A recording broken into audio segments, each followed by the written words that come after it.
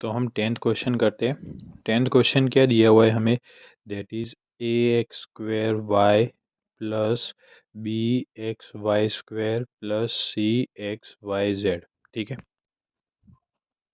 तो A X square Y का factor क्या होगा, ए इंटू एक्स वाई। ठीक है, बी एक्स वाई स्क्वेयर का क्या होगा, बी इंटू वाई। सी एक्स वाई जेड का क्या होगा, सी एक्स इंटू जेड।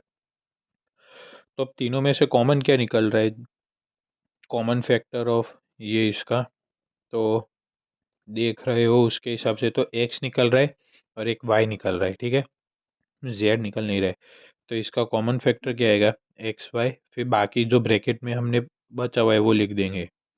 तो क्या आएगा, that is A X plus B Y plus C Z.